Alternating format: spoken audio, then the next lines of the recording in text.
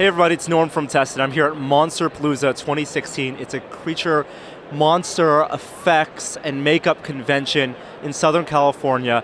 There are so many artists, sculptors, painters here, but one booth I'm going to stop at is the Ironhead Studios booth. This is the company that makes the costumes, helmets for many of the movies you've seen before. I'm going to chat with their founder, Jose Fernandez, to learn about their work. Come on. Jose, it's great to see you. Great to see you too. This is an amazing convention. You guys don't do a lot of conventions. It's my first convention. And the catalyst was, our recent film was Batman, Superman. We did the bat suits, Wonder Woman, the mech. Pretty big reception. People loved it. I'm almost used to it, but I didn't get screen credit, so it kind of pissed me off a little bit, upset me.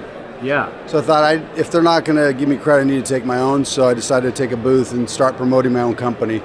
People keep saying, I didn't know you guys did that. So I'm like, well, shouldn't be that way. So I decided to take a booth, build this show, and bring my stuff here so other people could enjoy it as well. Absolutely. I mean, people might not know you right now, and I think that's going to change as we spread the word and get you more presence, but they definitely know the work. So tell me a little bit about Ironhead and its creation and some of the stuff you guys have worked on.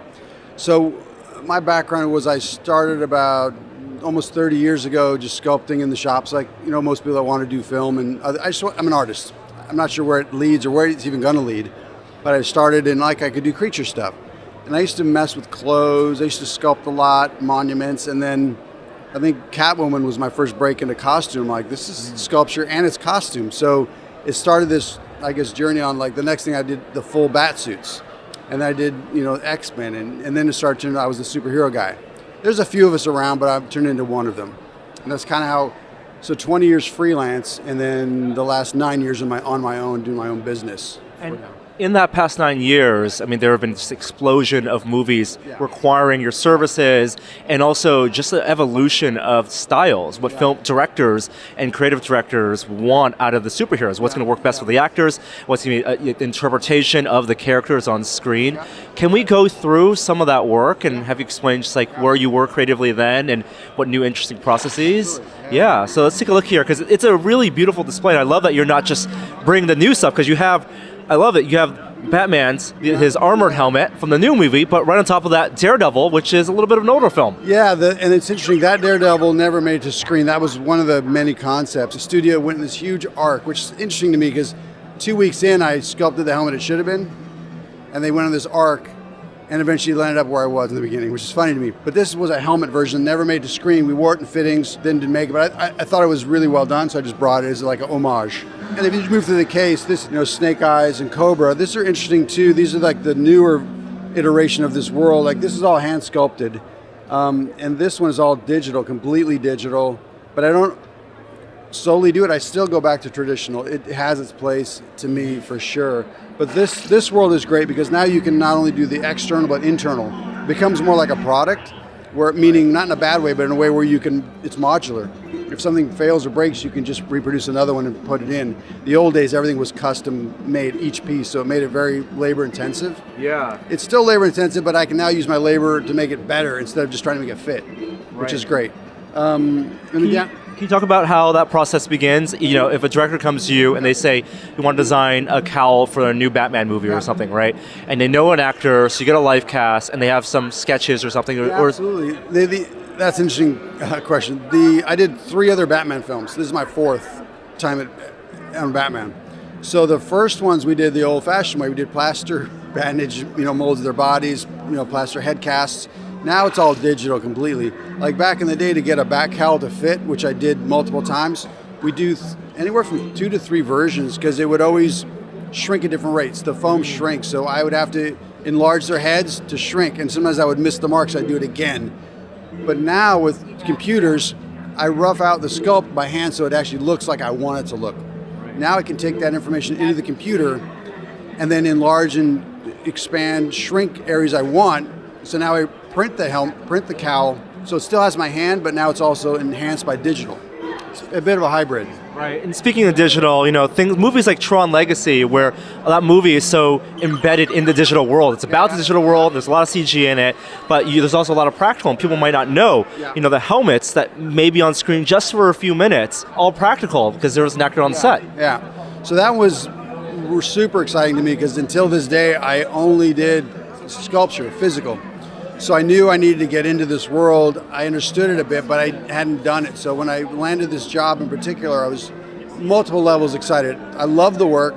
Besides that, I knew I could do it digitally. So all these are purely digital, rendered in the computer and then printed, but then done practically in the real world. So it was a great, I guess, getting my feet wet. And then since then, I've taken it a lot further because these are all just shells. Now, like I'm saying, I'm doing internals, externals, fan pathways, battery mounts, comfort. There's all sorts of things we're adding to it now, which this was the first gen for me. Right, and you also have electronics inside. The old Keaton Batcals, none of that electronic stuff, but now you can actually put it in scene. Oh yeah, and also the thing about the old way, sometimes as soon as you put clay on someone's head, unless you made allowances for it, sometimes you can have spots where their head doesn't fit anymore. Right. So in the computer now you can enlarge like a layer over their head, so now you ensure it's going to fit. Going back to superheroes, this display here is amazing because you've worked on so many of these Marvel films where it's a lot of helmets now. Captain America, it's a helmet. Yeah. In the comic books, it might not be represented as a helmet. It might just be cloth, but it's something that the audience are totally responding to. Can you talk about some of these designs? I mean, there's the Thor, Loki helmets, even the Thanos, and all the way to the Black Panther. In the early days, they would bring sketches, and I was a big part of the process of designing and bringing that to life. Now it's a much different process where they have this system set up, and it works. They bring like detail, like the Panther. There's not one micron that wasn't dictated by Marvel, which I think is amazing. It looks amazing. I was part of that process to make it come to life, but they massage every moment, which is amazing. Loki, they bring me a fundamental sketch, 3/4 view, like vague, which is amazing to me. Then I was brought into this process, so I help. They're not going to like the fact that I'm saying this, but I help bring that to life. But now they have ownership of everything, and I like both ways. I like it a sketch or bring me exactly what you want. I work, either way. I mean, even if they give you all the dimensions, all the reference, even if they do their own 3D model, you still have to build it, and you're working with materials. So yeah, no, absolutely. It's the same thing with anything. You give 10 artists one image, you're going to get 10 different outcomes. Right. Can you talk about some of the materials that are used here and what you've learned over the years of what looks best on film? It varies show to show or particular part to everyone. This is a urethane, so it's flexible. It's not hard. These are like a rigid urethanes. You don't want these things to move, like the horns or the wings. So there might be stunt versions which these will bend for safety. So it's always different. I mean, these days actually we're using a lot more of a printed part. Like we talk about that a lot, 3D print. Right. But that can mean so many things. There's high resolution prints and there's durable prints. So we're using this one called the SLS. Yes. And it's a nylon composite, and most of our helmets now are printed out of the machine and those what's worn. So this is a print. It's a lot of work to get to be finished, but that's a wearable part. Snake Eyes a print. Most of the helmets now are prints. How much actually finishing, sanding? A lot. The vendor we use never envisioned that being a finished part, and they're always amazed, like, what are you doing with our parts? Yeah. Because before we had to do a high-res print, we body shop it, mold it, cast it, because the prints were fragile, and they are. But the new composites are really strong, but they're furry and fuzzy and grainy. But I have an amazing crew that can now take those parts and make them perfect.